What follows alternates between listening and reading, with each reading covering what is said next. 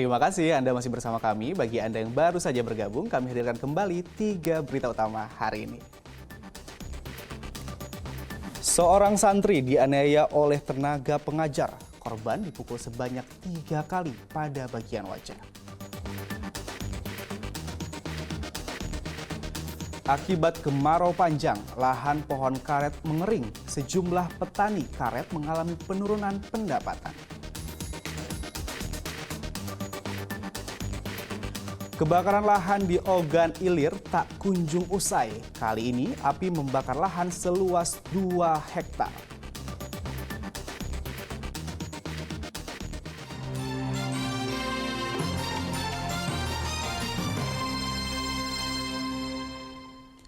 Kebakaran lahan di Ogan Ilir tak kunjung usai. Kali ini api membakar lahan 2 hektar yang berada di Timbangan Ogan Ilir pada Senin pagi lalu.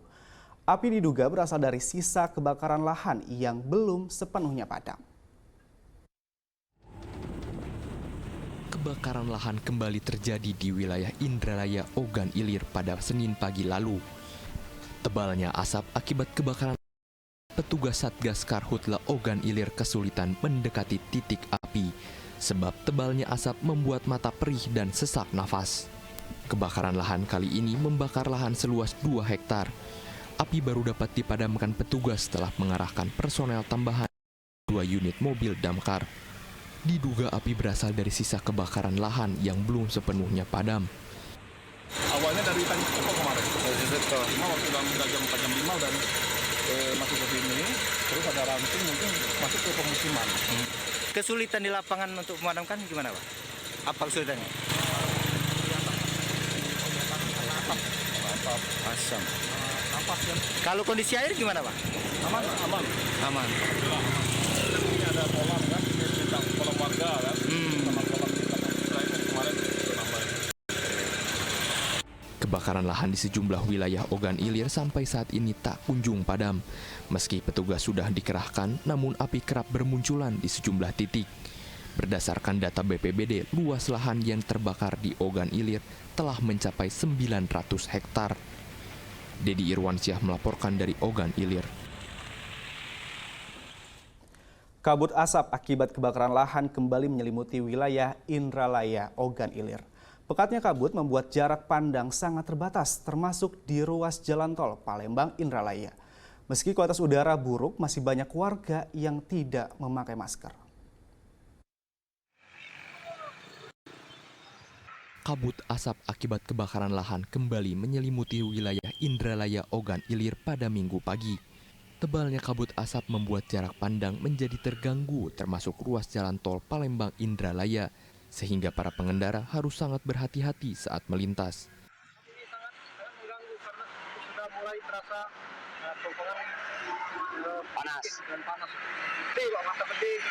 Ini mulai terasa mau pedas. Kualitas udara di Indralaya saat ini sudah memasuki kategori tidak sehat. Banyak warga yang tetap berkegiatan di luar rumah dan tidak memakai masker. Buruknya udara akibat kabut asap sangat berbahaya dan dapat mengancam kesehatan warga. Ganggu, Pak. Ya, karena kita mainnya PC. Daya tahan kan, jadi ganggu kalau Mata perih tak kira-kira? tidak, tapi 2 mingguan sih, Pak. Ini ya. Yang parahnya nih, tapi masih tetap latihan. Iya, kita tetap. Kebakaran lahan di wilayah Ogan Ilir telah berlangsung selama 1 bulan. Kondisi ini membuat wilayah Ogan Ilir berstatus sebagai daerah tanggap darurat kebakaran lahan. Dedi Irwansyah melaporkan dari Ogan Ilir. Buruknya udara Kota Palembang membuat warga wajib memakai masker dalam mencegah penyakit dari kabut asap. Kondisi ini membuat permintaan masker meningkat dari biasanya. Para pedagang masker mengaku pendapatannya meningkat 2 kali lipat dari biasanya.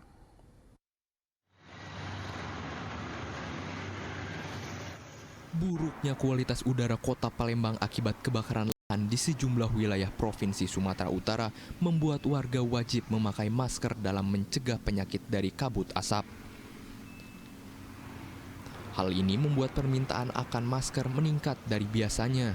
Kondisi ini menjadi berkah tersendiri bagi para pedagang masker di Kota Palembang. Dalam sehari biasanya pedagang hanya mendapat untung sebesar Rp20.000 hingga Rp30.000. Namun kini pedagang dapat menjual sebanyak 100 masker per harinya. Adapun masker yang sering dibeli warga jenis Dakbil dan KF94. Meningkat lah. Lebih meningkat. Meningkatnya seperti apa, Bu? Ya, biasanya kan ini kalau semenjak kabut ini kan habis 100 lembar. Oh, bisa satu hari 100 lembar gitu. Sebelumnya? Sebelumnya nyampe 1 lembar. Semenjak kabut ini memang lebih ramai gitu, Bu ya? Dia ramai. Berapa kita jual masker, Bu? 25.000. 25.000. Yang paling banyak jenis masker dicari itu Dapil sama KF94. Dapil sama KF94. apa? Susah napas. Oleh apa nih? Oleh kabut, Kabut apa? kabut asap. Kabut asap ya? Sudah mulai lebih parah apa gimana hari ini?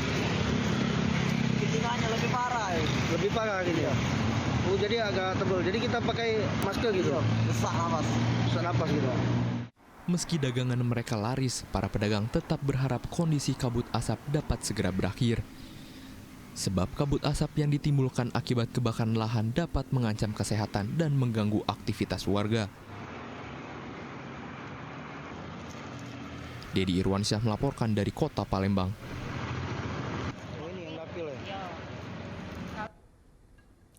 Mobil minibus yang membawa satu keluarga terjun ke sungai di kawasan seberang 1 Palembang pada Sabtu lalu. Beruntung tidak ada korban jiwa dalam insiden ini. Diduga sang pengemudi salah menginjak pedal gas saat akan memundurkan kendaraannya.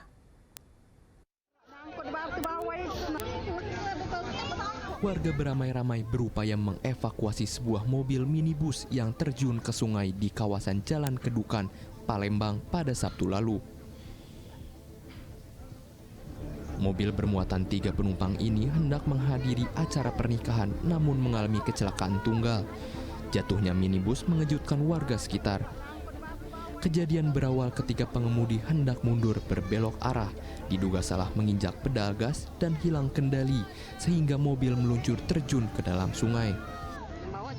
Cucu, waktu mobil itu dia tuh nak mundur apa nak maju? Aku di mundur, mundur.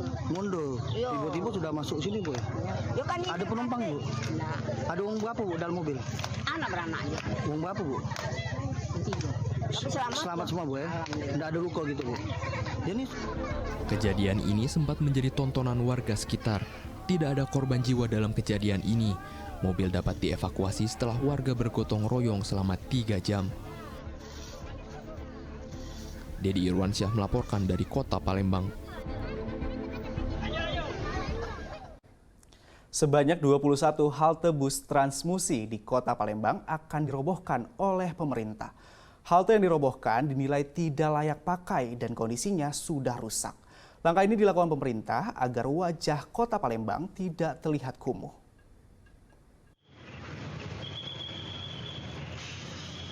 Dinilai tidak layak pakai dan tidak terawat. Sebanyak 21 halte bus Transmusi akhirnya resmi dirobohkan oleh pemerintah Kota Palembang. Salah satu halte yang akan dirobohkan yaitu halte Universitas Bina Dharma yang berada di Jalan Ahmad Yani, Palembang. Halte ini dinilai sudah tidak layak untuk dipergunakan lagi. Selain merobohkan 21 halte, pemerintah Kota Palembang juga berencana akan memperbaiki 195 halte. Langkah ini dilakukan agar tampilan halte menarik dan dapat merangsang masyarakat untuk menggunakan mode transportasi publik di Kota Palembang.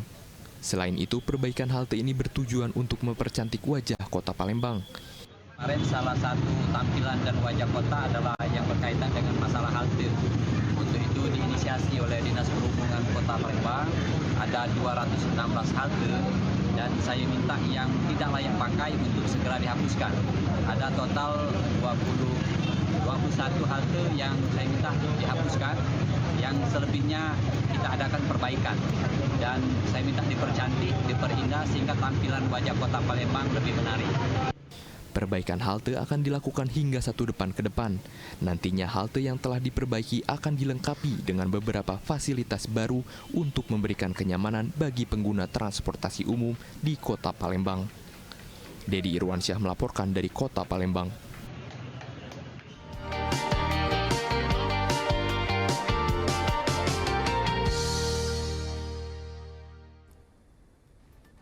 Laporan tadi mengakhiri berita Palembang hari ini. Saya Agi Kurnia berterima kasih atas perhatian dan kebersamaan Anda. Selamat beraktivitas dan sampai jumpa.